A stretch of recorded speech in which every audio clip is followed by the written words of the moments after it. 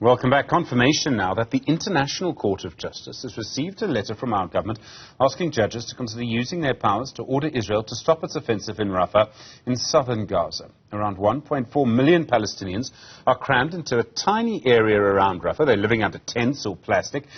They've been forced to leave the north of Gaza. The United Nations has said they've got nowhere else to go. Supporters of Israel have claimed they could go into Egypt. Egypt has indicated it will not accept Palestinians. The border post there is controlled both by Egypt and Israel. Professor Andre Thomashausen is an emeritus professor of international law at UNISA. Professor, good afternoon to you, and thank you for your time. I remember how you felt that we may not win the original application at the International Court of Justice. We didn't win everything we wanted. How do you feel about this application? Do you think it could succeed? Well, I still feel vindicated because South Africa didn't get a ceasefire. It merely got some interim measures which make no finding on the accusations leveled by South Africa. This further letter is based on Article 75, number 1 of the Statute of the International Court of Justice, whereby the court, out of its own initiative, can adopt further measures, can order further measures. So it's not dependent on an application. South Africa has merely suggested to the court that it should use its power under that Article 75 and decree some further measures without specifying which measures, but probably that the Southern Gaza should not be subjected to further use of force by Israel. So whether that will save a life in Gaza, I doubt that the ICJ so far has saved any lives. That is besides the point, because South Africa obviously just wants to draw attention to the further escalation. And this again is not in line with what is actually happening. There are major international peace negotiations underway in Paris, in Cairo, involving Qatar, involving the United States. And at least some very serious media outlets believe that these negotiations are coming close to a success for at least another two-week ceasefire. South Africa is not part of these negotiations, not even as an observer, because they have chosen not to join the negotiating team. They've chosen to support Hamas. Okay, well, I mean, Israel denies supporting South Africa denies supporting Hamas, but we can come to that in a minute. Obviously, the judges can't just, I mean, you say they can on their own initiative decide to do something. If they decide to do that, do they have to hear from Israel first? No, they wouldn't. If they are, the way Article 75 is worded, they can, from their own knowledge, they can decide there is a need to adopt further measures. But what further measures could we come up with? Already Israel has been instructed to prevent anything from happening that could be tantamount to a genocidal action, and of course to prevent unnecessary harm to the civilian population. On the other hand, the ICJ has accepted Israel's right to self-defense, and the need for self-defense continues whilst the hostages are being held in tunnels that can only be now in the southern part of Gaza. They can't be anywhere else. So this is a bit like a hijacking situation that we knew in the 80s, when aeroplanes were hijacked and all 300 or 400 passengers were taken hostages to force the world to agree or to accede to some extremist or outlandish claims.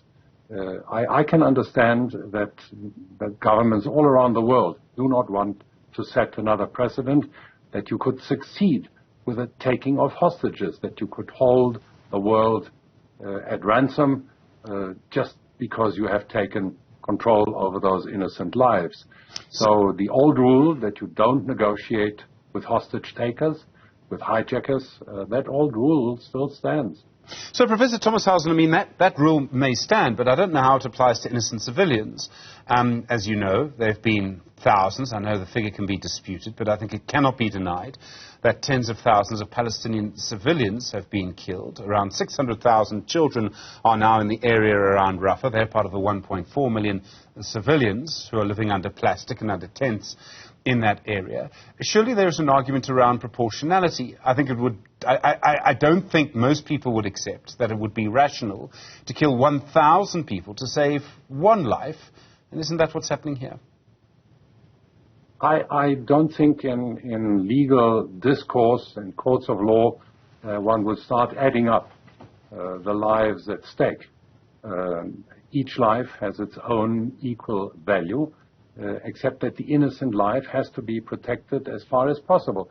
Israel has declared by the voice of their ambassador in London, we don't have one here in South Africa anymore, but in London there is an Israeli ambassador, and he's just 2 hours ago declared to the media that obviously Israel is preparing to evacuate the population, to get them out of harm's way, but that there are probably around 100 kilometers of a tunnel network in the south that is filled with at least 3 battalions of Hamas fighters and the hostages. So very arguably, one can understand that Israel is not prepared to carry on existing next to such a massive terrorist threat by an organization that has written into its program that it wants to eliminate the last living Jew in the world. That is a genocidal program, and of course Israel is entitled to defend itself against it. Well, I understand Hamas, that was the original chart. It's changed that subsequently, I understand, but I'm not an expert on that. I do want to ask a legal question. So South Africa has said, and Zane Dungor, our Director General of International Relations and Cooperation, has said that South Africa believes Israel has already not complied with the previous order of the International Court. Does that come into this request in any way, or is it sort of or is it just irrelevant to the latest request by South Africa? South Africa hasn't made a request. South Africa has suggested to the court to please use its own jurisdiction, its own power under that Article 75 to make further measures. And so the court will have to examine whether it can contribute anything useful to the ending of this conflict. And it is not about really finding who is right and who is wrong. It's how to save lives. Of course, the lives, all possible lives and all lives possibly in danger, could be saved immediately if the hostages were released tomorrow, as actually planned by the Cairo peace plan, the Cairo ceasefire plan for the next 2 weeks. The hostages would be released and the use of force would end. So I doubt that the ICJ will now make any findings. They cannot rule that Israel is guilty of genocide. There's no evidence before it, and no evidence has been led or tested. So this is a predicament, of course, for the judges, because they cannot produce the miracle that the largest, biggest powers around the world, the main BRICS members, including Saudi Arabia and the Emirates and Egypt and Iran, the miracle that they haven't been able to produce. It is, I am very skeptical about South Africa's enthusiasm to run back to the ICJ. Who controls actually foreign policy in South Africa? Is it the minister and her DG, or shouldn't Parliament, the Oversight Committee, begin to have a say in actions and choices that are pitting South Africa against all its main trading partners, against all the nations that are investing in this country? Professor Andre Thomashausen, thank you. Professor Emeritus of International Law at UNISA. As I understand it, the executive has final say of international relations, which means it is government. In a moment, the finances of our metro state.